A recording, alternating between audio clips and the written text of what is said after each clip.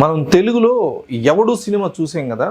అంటే సినిమాలో రామ్ చరణ్ చనిపోతే ఆ రామ్ చరణ్ చనిపోయిన ఫేస్ని అల్లు అర్జున్కి ప్లాస్టిక్ సర్జరీ చేసి ఆ కథని నడిపిస్తారనమాట. అంటే ఎవరికి తెలియకుండా అలా రామ్ చరణ్ ఫేస్ని అల్లు అర్జున్కి ఆ ప్లాస్టిక్ సర్జరీ చేసి ఆ సినిమాని అసలు మెయిన్ కథే అదనమాట.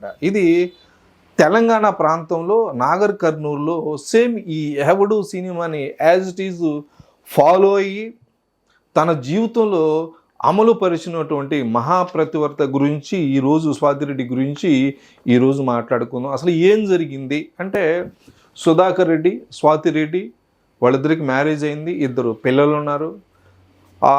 మంచి కుటుంబం. ఈ సుధాకర్ రెడ్డి మంచి వ్యాపారవేత్త, మంచి సెటిల్ అయ్యాడు, మంచి ఇన్కమ్ సోర్సెస్ ఉన్నాయి. ఆల్రెడీ సమాజంలో కూడా ఒక గౌరవప్రదంగా ఉండే వ్యక్తి ఈ సుధాకర్ రెడ్డి. ఎందుకంటే ఈ స్వాతిరెడ్డికి ఒక టైంలో వెన్నునొప్పి వచ్చి ఫిజియోథెరపీ ఒక డాక్టర్ దగ్గరికి తీసుకోపోవడం జరిగింది. ఎందుకంటే ఈ సుధాకర్ రెడ్డి చేసిన అతి ఘోరమైన నేరం ఏంటంటే, ఈ స్వాతిరెడ్డిని ఒక ఫిజియోథెరపీ డాక్టర్ దగ్గరికి తీసుకోపోవడం జరిగింది. ఎందుకంటే ఆ ఫిజియోథెరపీ డాక్టర్ వచ్చి రాజేష్. ఎందుకంటే చాలాసార్లు కూడా ఈ సుధాకర్ రెడ్డి వెంటే ఉండి ఆ భార్యను ఆ ఫిజియోథెరపీ దగ్గర తీసుకోపోవడం, ఆ ఫిజియోథెరపీ చేయించడం, ఆల్రెడీ తీసుకురావడం జరుగుతుంది. ఎందుకంటే ప్రతిసారి ఈయన పని ఒత్తిడి వల్ల నువ్వే వెళ్ళు అని చెప్పడం జరిగింది. ఒకసారి ఈయన వెళ్ళడం, లేదంటే ఆమె ఒంటరిగా వెళ్ళడం ఆల్రెడీ జరుగుతుంది. ఎందుకంటే ఈ వెళ్ళడం పోవడం వల్ల ఫిజియోథెరపీ డాక్టర్ రాజేష్ అనే వ్యక్తితో ఈ మహాప్రతివర్త స్వాతిరెడ్డి అక్రమ సంబంధం పెట్టుకుంది. ఎందుకంటే 2 పిల్లలు మర్చిపోయింది, భర్త ఉన్నతమైన స్థానంలో ఉన్నాడు, సమాజంలో గౌరవప్రదం ఉన్నాడని వ్యక్తిగా ఉన్నాడు అనే విషయం మర్చిపోయింది.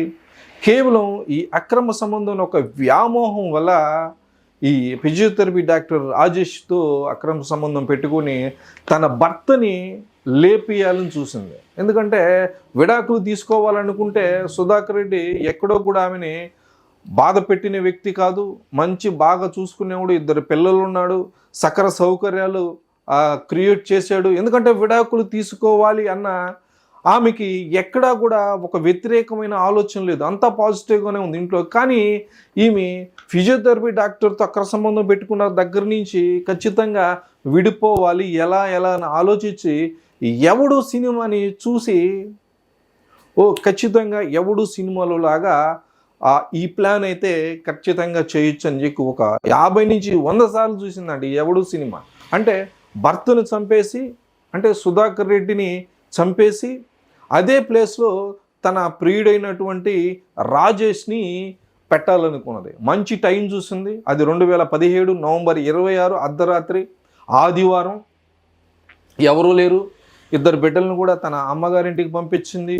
ఇదే తడువుగా ఏం చేసిందంటే, ఈ మహాతల్లి అంతకుముందు నర్సుగా పనిచేసేది అనమాట. నర్సుగా పనిచేసిన ఆ ఎక్స్పీరియన్స్ని ఈ సుధాకర్ రెడ్డి గారిని చంపడంలో వినియోగించింది. ఎందుకంటే అనస్థీతియా బయట నుంచి తీసుకొచ్చింది. మంచి టైం చూసి ఆ ఇంజెక్షన్ అనస్థీతియా ఇచ్చేసి మత్తులో పడేసింది సుధాకర్ రెడ్డిని. ఇదే తడువుగా బయట వెయిట్ చేస్తున్నటువంటి రాజేష్ని రమ్మని చెప్పి నెత్తితో కూడా పగలగొట్టి మొహం నామరూపాలు లేకుండా చేసి ఇంటి దగ్గరలో ఒక దగ్గర పాతి పెట్టేసి కాల్చేసి అక్కడ నామరూపాలు లేకుండా అక్కడ శవాన్ని పూడ్చి చేశారు సుధాకర్ రెడ్డి. అంటే భర్తని సినిమాటిక్ రేంజ్లో కొట్టి చంపేసి పూడ్చిపెట్టేసింది ఈ స్వాతిరెడ్డి.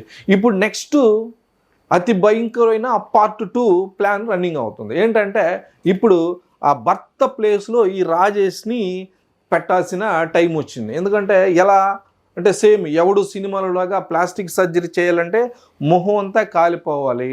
అప్పుడు ఏం చేసిందంటే పెట్రోల్ పోసేసి అగ్గిపులు వెలిగించేసింది తన రాజేష్కి. బాగా కాలిన తర్వాత ఏంటంటే ఎవరో వచ్చి పెట్రోల్ పోసి తగలబెట్టేశారు మా ఆయన అని చెప్పి చుట్టుపక్కల అరిసింది. 108కి ఫోన్ చేసింది, అపోలో హాస్పిటల్లో జాయిన్ చేసింది. విపరీతమైన ఏడుపులు పెడబొప్పులు పెట్టింది. ఎందుకంటే ఈ సుధాకర్ రెడ్డి పేరెంట్స్ కూడా వాళ్ళని వాళ్ళ తమ్ముడిని వాళ్ళ మదర్ని పిలిచింది, ఇలా ఎవరో వచ్చి పెట్రోల్ పోసి తగలబెట్టేశారు, ఖచ్చితంగా రండి అని చెప్పి ఫోన్ చేసింది.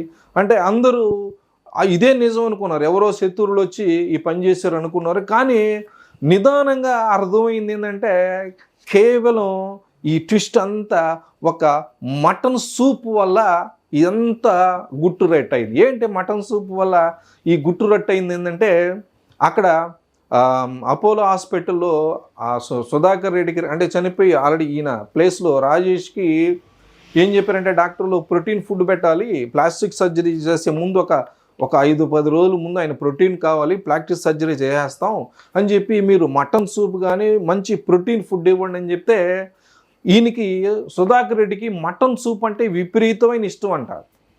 వీళ్ళు తమ్ముడు వాళ్ళ మదర్ వచ్చి మా ఇంటి దగ్గర మటన్ సూప్ తీసుకొని ఇంటికి తీసుకొచ్చి హాస్పిటల్లో పెడితే అక్కడ సుధాకర్ రెడ్డి ప్లేస్లో ఉన్నటువంటి రాజేష్ ఈ మటన్ సూప్ వద్దన్నాడు. అంటే మటన్ సూప్ ఎందుకంటే అన్న నువ్వు ఎందుకు మటన్ సూప్, నీకు చాలా ఇష్టం కదా మటన్ సూపు, ఎందుకు వద్దు అంటున్నావు అని వాళ్ళకి తమ్ముడికి డౌట్ వచ్చింది.